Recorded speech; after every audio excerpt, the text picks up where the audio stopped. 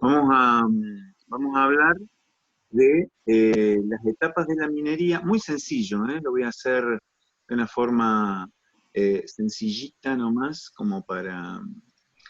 y la inversión. Fíjense, les voy a hacer dos triángulos invertidos, que después lo van a ver con mayor detalle, ¿eh? Algo así, en donde esta sería lo voy a escribir acá, acá sería la prospección. La prospección. Y acá la cantidad este sería como un gran, a ver si me sale con, no, hay una sola, el signo pesos. A ver. Y sería el signo pesos. Ahora vamos a poner pesos acá. Acá sería,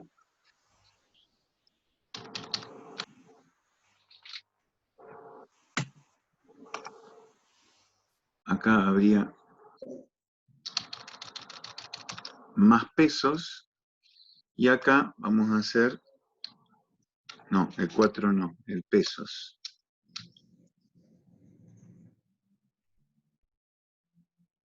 ¿Estamos? Ahí está. Fíjense, son aproximadamente, pueden ser más, pueden ser menos, pero son 4 etapas.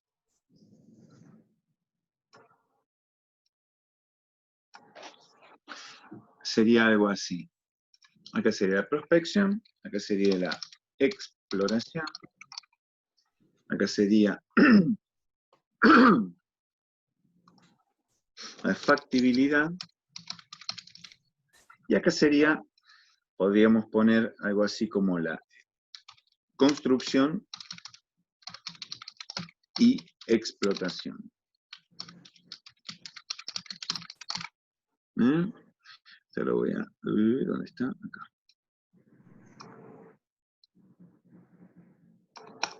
Ahí está, más o menos lo ven, creo que está más o menos bien. Acá estamos, les voy a tirar algunos números, ¿sí? En la prospección también, ¿por qué el tamaño es grande? Porque acá estamos hablando de áreas muy grandes, por ejemplo, 20.000 kilómetros cuadrados. Entonces, acá, bueno, ya está, 20.000 kilómetros cuadrados, acá 200 kilómetros cuadrados, y cada vez el área a prospectar es menor. ¿Por qué? Porque la prospección, yo pongo un poco de dinero, pero más o menos, bueno, lo cuido, porque las posibilidades de encontrar un yacimiento en condiciones que sea explotable es de 1 en 100. Por lo tanto, este riesgo es muy grande. No estoy hablando de riesgo ambiental, estoy hablando de riesgo económico. Entonces el riesgo económico es muy grande, por lo tanto, entonces pongo menos dinero. En la exploración, yo ya encontré un target, ya encontré un objetivo para analizar y para explorar. Entonces ya ahí la inversión es mayor. Cuando yo ya exploré, encontré, ya pude hacer una estimación de reservas. Y en esa estimación de reservas, ya digo, bueno, yo ya tengo las reservas, pero ahora tengo que ver si los análisis metalúrgicos, si el mercado, todos los estudios que son los que se producen en los estudios de factibilidad. Y cuando yo ya tengo la factibilidad hecha, ahí sí necesito una torta de guita para poder generar la construcción y la explotación. Bien, estos pueden ser, este primero de la prospección pueden ser $100.000, $200.000. En la exploración ya se necesita perforar. En las perforaciones estamos hablando de, los otros días estaba leyendo para una mina de fluorita en Canadá, estaban pensando en una inversión de $800.000, por ejemplo.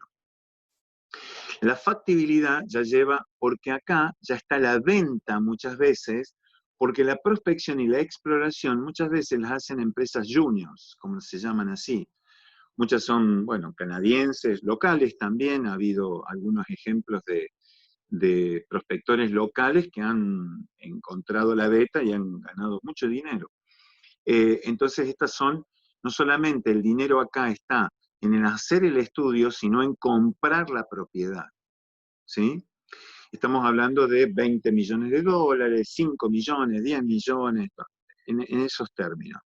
Y ya cuando se produce la construcción, por ejemplo, Potasio Río Colorado, que es un yacimiento de potasio en la provincia de Mendoza, que es un yacimiento bastante particular, muy particular, porque digamos, es un yacimiento que está a 1000 metros de profundidad, no me acuerdo el espesor de sales de potasio, y se iba a explotar simplemente con perforación, casi como si fuera petróleo. Esa inversión creo que rondaba los 6.000 o 7.000 millones de dólares, para que se den una idea de lo que sucede ahí. ¿Qué significa esto? Que un inversor o una empresa minera tarda de 8 a 10 años en empezar a recuperar lo que invirtió. ¿Ustedes estarían dispuestos a invertir o no estoy diciendo 10.000 millones de dólares, pero a poner unos pesitos a riesgo en la industria minera?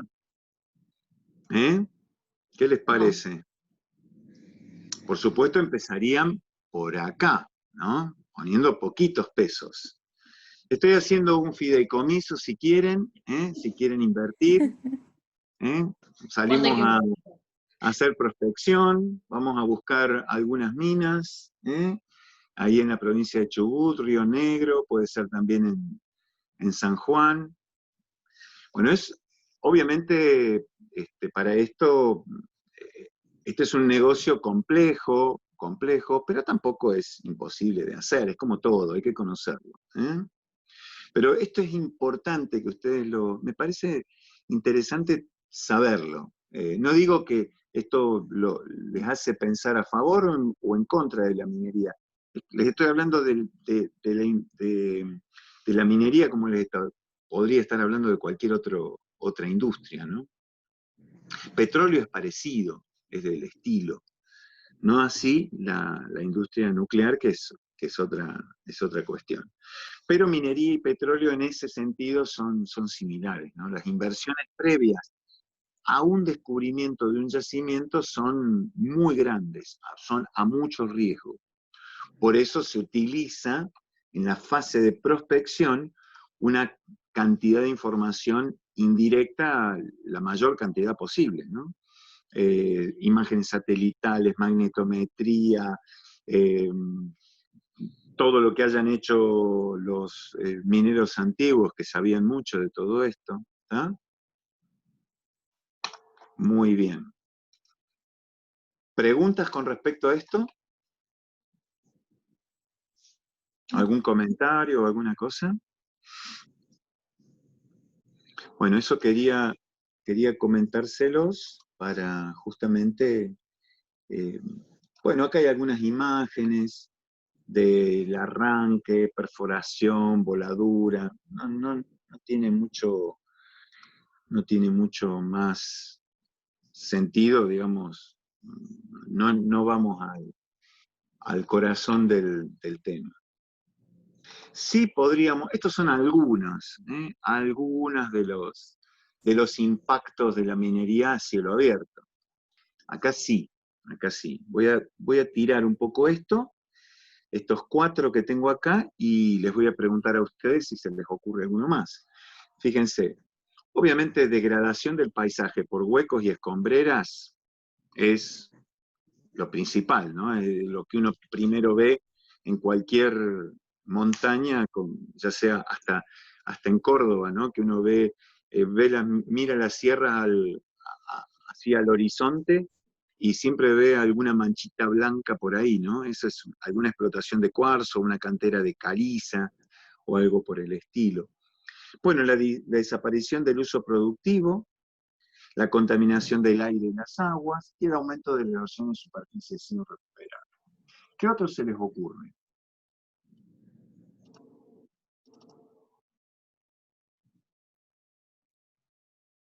A ver, tiren alguno, tiren alguno. En cuanto a la fauna, por ejemplo, toda la fauna que está alrededor de lo que sería la explotación, gracias a los ruidos y a la mayor cantidad de movimiento por seres humanos, si es una zona que no está cerca a un pueblo o algo, eso hace que se expanden, una palabra nueva, chicos, que se expanden la fauna, ¿no? Exacto, los ruidos, ¿no es cierto? Uh-huh. El efecto de, no, no sé por qué acá no me deja escribir, cosa rara, debe estar agrupado o algo, pensé que estaba con... Esto debe estar hecho como imagen. Entonces lo que voy a hacer, voy a anotar acá con texto. Entonces vamos a poner acá, bueno, le vamos a meter otro color. Entonces, ruidos por voladuras, por ejemplo, Uh-huh. ¿cierto? En el caso, sobre todo, de la minería a cielo abierto, efectivamente. Si han visto alguna imagen de voladura, ya se pueden imaginar que no queda nada cerca, ¿no? La otra vez, ven, ahí hubo un descuido en Cerro Vanguardia. Nosotros estábamos filmando voladuras, y entonces, bueno, hicimos todo, nos pusimos como a 500 metros, estaba la cámara puesta y todo eso, vimos cómo se alejaban, cómo iban, preparaban el terreno, veíamos cómo se alejaban las camionetas y todo eso. Entonces, bueno, nada, estábamos escuchando por la radio, bueno, 5, 4, 3, 2, 1, y empezó la serie de voladuras, y hubo en general una buena voladura en estas open pits. Tiene poca proyección, es decir, la fuerza que se le da a la voladura es fundamentalmente para la trituración de la roca. Yo no quiero que haga una voladura tipo bloom y vuelen todos los pedazos por el aire. Quiero que en realidad haga la menor expansión posible y la mayor cantidad de rotura dentro de la propia roca para poder después retirarla con cierta facilidad. Bueno, por supuesto siempre vuelan algunos cascotes. Cuando vimos que volaban unos cascotes, había un grupo de guanacos cerca. Bueno, por suerte no le pegó a ninguno, pero salieron espantados los pobres guanacos.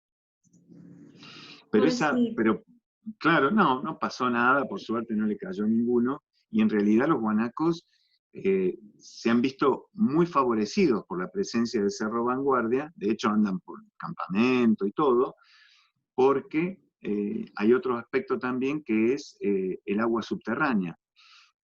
Esto genera mucha agua, porque a medida que nosotros vamos bajando nos encontramos con la freática, la famosa freática. Entonces esa freática, si nosotros dejamos esto, se nos hace una laguna. Por lo tanto hay que retirar el agua, o sacarlo o llevarla para otro lado, ¿sí?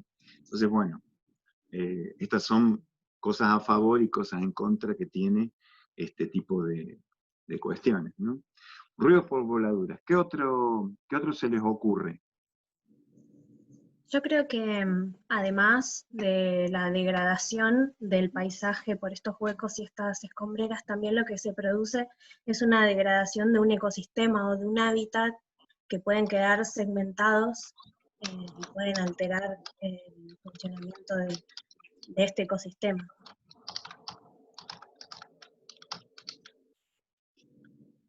¿Qué piensan? ¿Qué opinan?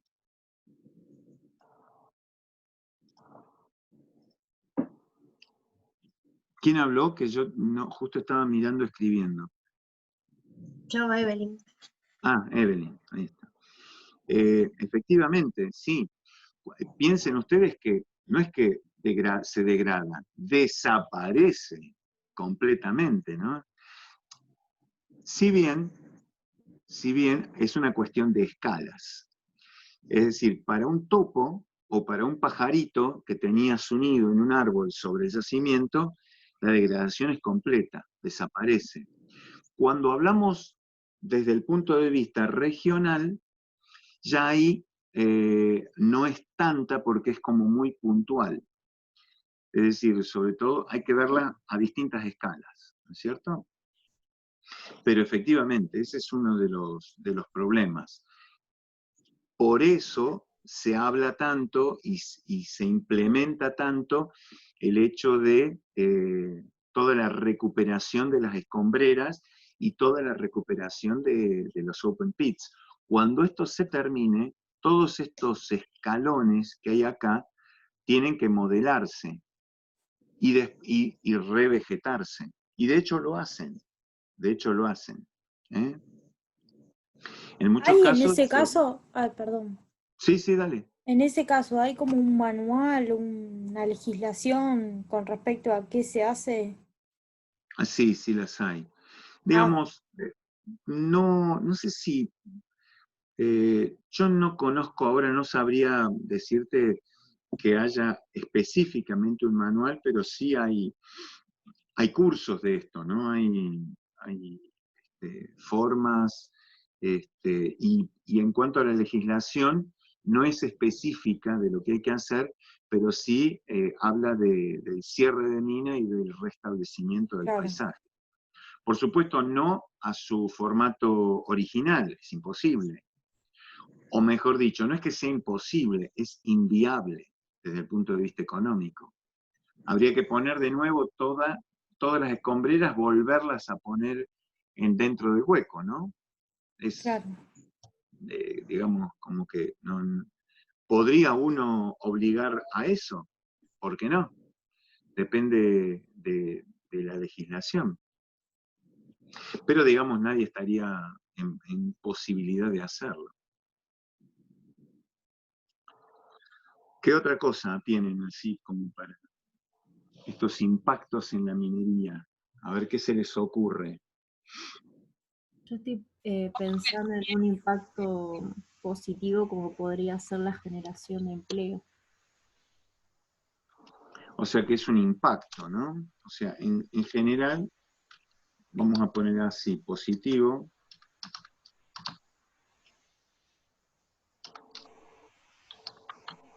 Generación de empleo. En general, se habla mucho de que se le llama la minería la madre de las industrias.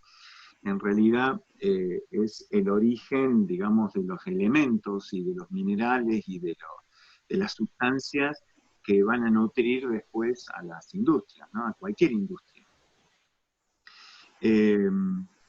Y por cada trabajador, esto es relativamente cierto, hay que ver, pero podemos hacer un análisis de esto también. Por cada trabajador minero se supone que hay otros entre 3 y 5 trabajadores de otras industrias. Ah, mira. Pensemos, ¿sí? No, que no sabía ese dato, que interesante. Claro. Es decir, si yo tengo en la mina que tenemos 5 personas trabajando, piensen ustedes que hay por lo menos 5 camiones yendo y viniendo, o 10 camiones yendo y viniendo llevando material. Ya ahí son 5 a 10 personas más. Está también el que me alquila la máquina, está también el que me trae la comida, está también el que me fabrica la ropa. Es decir, hay toda una cuestión, por supuesto en todas las industrias hay un poco de esto también, pero es como se ha hecho un poco ese cálculo y es bastante interesante, ¿no? Puede haber 500 personas dependiendo directamente de una minera como Barrick, trabajando en el lugar, y hay unas 2.000 o 3.000 personas dependiendo específicamente de esa mina, ¿no? Es decir, todos los que trabajan de forma semidirecta o indirecta, ¿eh? Hasta el que fabrica las bandejitas para la comida. Es muy fuerte. Fíjense, les doy otro dato. Sigo pensando en Cerro Vanguardia, que tiene bastante buena prensa también, ¿no? Cuando fuimos a Cerro Vanguardia, hacía unos 7 años que ya estaba trabajando. Cerro Vanguardia es una empresa de varias empresas mineras. Una de ellas, que tiene el 13%, se llama Fomicruz, y es la minera de la provincia. Fomicruz es como una sociedad del Estado, de la provincia de Santa Cruz, que se dedica a la prospección y exploración de distintas minas y que después las vende. Vende esa parte y se queda con un porcentaje. Y ese porcentaje, por supuesto, al cabo de X tiempo le da unas ganancias determinadas. Para entender también que no es que esto también es un negocio interno, ¿no? Pero, en este caso, en la provincia de Santa Cruz, que es donde está Cerro Vanguardia, el centro neurálgico, podríamos decir así, o la ciudad más cercana, importante a Cerro Vanguardia es San Julián. Está en la costa del mar argentino. En San Julián, yo no les puedo decir cómo cambió la vida desde la aparición de Cerro Vanguardia. Y Cerro Vanguardia además tiene una fundación que genera nuevos proyectos que no tienen nada que ver con la minería. La idea o el objetivo principal de esta fundación o de estos proyectos es generar unos proyectos que puedan hacer mantener la situación económica de la provincia o del sector cuando el recurso mineral de Cerro Vanguardia se termine. En algún momento se va a terminar, dentro de X años, 10, 15, 20, 50 años, lo que sea. Pero entonces, la idea de la empresa es justamente generar todo tipo de proyectos, desde, no sé, manufacturar la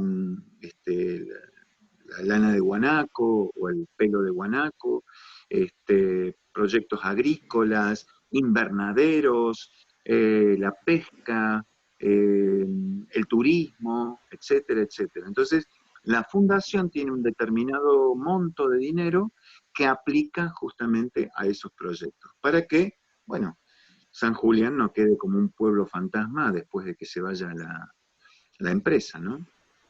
Es decir, son todas cuestiones también relacionadas con un buen manejo, como lo llaman hoy, manejo responsable empresario o responsabilidad social empresaria o el RSE, ¿no? Yo les voy también tirando algunas cositas a medida que me voy acordando, ¿no? ¿Qué otro tema? Pasamos, ¿cuánto nos quedan? 25, nos quedan unos 15 minutos, ¿eh? Un temita que sí es interesante. ¿Algún comentario sobre esto? ¿Alguna pregunta? ¿Quiénes no han hablado? A ver. Yo iba a decir, no sé si me escuchan. Escuchamos. No, iba a decir con respecto a los efectos negativos que estábamos hablando de la minería, también se puede sumar la alteración de los regímenes hídricos, como decíamos que llegaba la freática y bueno, hay una modificación importante con respecto a este recurso también. Sí, sí, no solamente en lo superficial, sino también en muchos casos durante la explotación se genera un- una alteración del régimen freático, sin lugar a dudas. De hecho, eh, cuando empezó Cerro Vanguardia tiene la particularidad de que no es una sola, no es un solo open pit, sino que son muchos. Es bastante espectacular ver la cantidad de open pits. Son más chiquitos, pero son mayor cantidad. Entonces, al retirar el agua, empezaron a secar ciertas y determinadas lagunas de los alrededores. Entonces dijeron, bueno, ¿qué hacemos? Bueno, bueno, que se mueran los flamencos, que se mueran los bichos, que se mueran... No, ¿qué hicieron? Generaron todo un conducto hacia las lagunas y volvieron en algunos casos, lo estudiaron muy bien, hicieron un estudio del agua subterránea, de cuál es el flujo y el reflujo del agua subterránea, y volvían a inyectar el agua en otros lugares. Es decir, hicieron pozos para volver a inyectar el agua. Entonces, controlaban este trabajo mediante justamente el pelo del agua de las lagunas. Cuando bajaban le echaban más agua, entonces ahí había una retroalimentación del agua eh, que obviamente salía y sale a borbotones, hay que estar permanentemente trabajando eso, ¿no? Pero sin duda, el día que se vaya van a quedar un montón de lagunas ahí puestas, ¿no? ¿Y quién más me queda? ¿Quién no habló? A ver, ¿todos hablaron? ¿Todas hablaron? No, bueno, No, yo no. ¿quién no? A ver, no vi. Yo Gabriela, estaba bueno, pensando también en los microclimas, capaz. La sí, modificación de los... como que se produce alguna alteración ahí, ¿no? Si ese tipo de cuestiones habría que como tenerlas un poco estudiadas, ver, casi todas las mineras grandes tienen sistemas así de eh, meteorológicos, equipos meteorológicos, ¿no? Para ir midiendo las variaciones de este tipo no de clima, porque digamos, bueno, como dijiste vos, un microclima, ¿no? Si hay algún tipo de variación. En general, al ser tan puntuales, uno lo ve grande cuando está ahí, pero a nivel regional es apenas un pequeño puntito. De hecho, encontrar a simple vista a Cerro Vanguardia, miren ustedes en Google Earth y vayan a buscar a Cerro Vanguardia y van a estar un rato largo hasta que lo encuentren. Aún, salvo que, no sé, esté justo el punto en el lugar, ¿no? Pero si se ponen a buscar así, a mirar un poco en la provincia de Santa Cruz a vuelo de pájaro, pues van a tener que andar un rato largo hasta que encuentren los pits. Entonces, la influencia climática, estamos hablando del clima, ¿no? De una variación que se note a lo largo de muchos años y es mucho menos impacta mucho menos. ¿eh? Puede ser alguna cuestión local, pero mucho menos que a nivel climático no afecta tanto, ¿no? Teniendo en cuenta esta diferencia entre lo que decimos clima y tiempo, ¿no? Cuando decimos el tiempo de hoy es lluvioso, pero el clima de Buenos Aires o del área metropolitana es templado, húmedo, con influencia oceánica, ¿se entiende?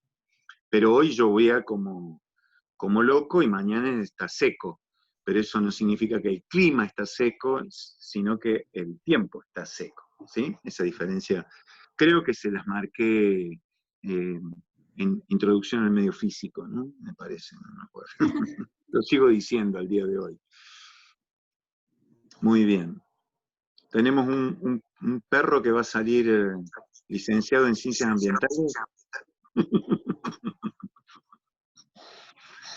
Muy bien. Entonces ya estamos como terminando. El tema del agua es importante. Hace unos meses atrás, fin de año, se recibió un compañero de ustedes que hizo un trabajo sobre el agua en la minería. No me acuerdo el nombre bien del trabajo, pero era un ejemplo en una de las minas que tenemos nosotros. Tuvo lindo trabajo y con mucha información. Duff, el compañero de ustedes. Muy interesante el laburito. Bueno, el agua, muchos usos.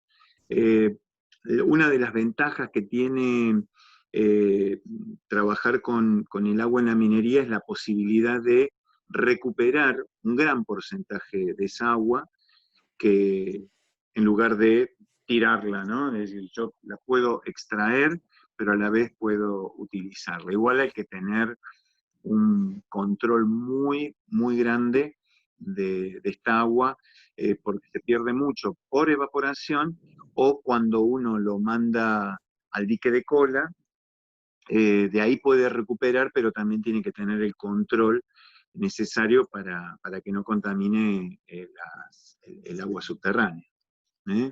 Pero básicamente es en el proceso de separación de los minerales. El proceso de flotación, de eso no hablamos,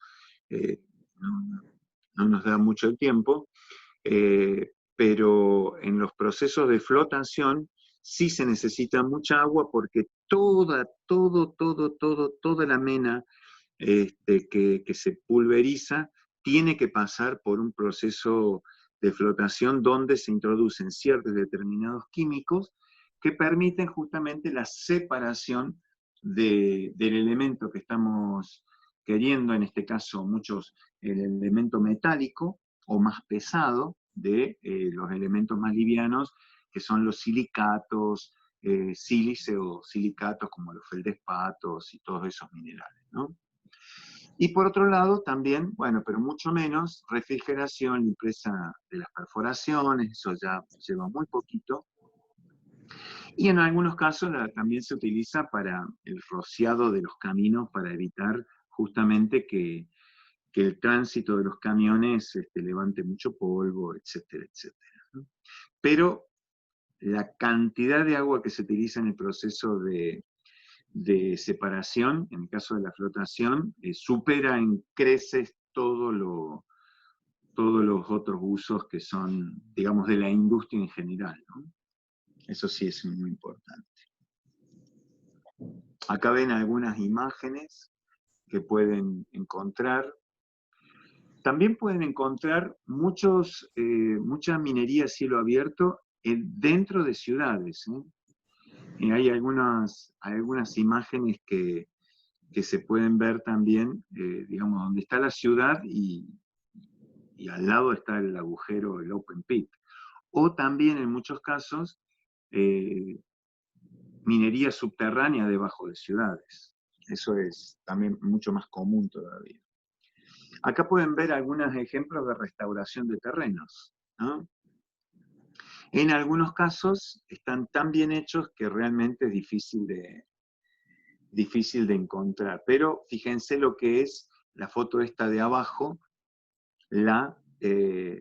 los desechos, ¿no? Las escombreras, son impresionantes. Se van tirando y obviamente después se va a ir rellenando y se va a ir vegetando.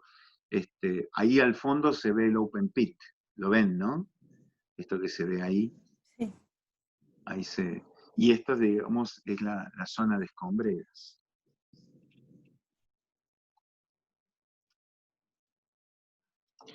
Bueno, acá un par de, ni siquiera son conclusiones, son ideas, ¿no?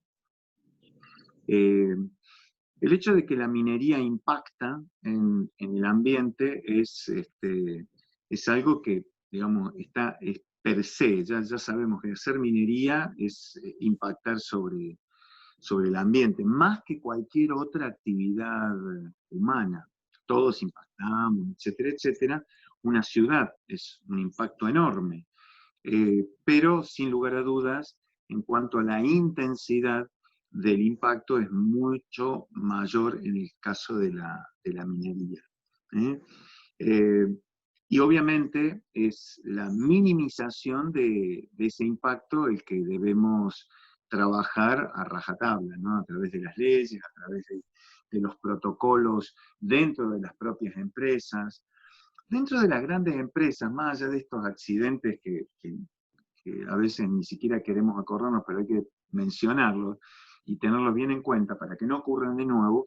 Las grandes empresas tienen, y los he visto pelearse entre el gerente de producción y el gerente ambiental, pero tienen gerencias ambientales muy fuertes, es decir, gente con una vocación ambiental muy fuerte.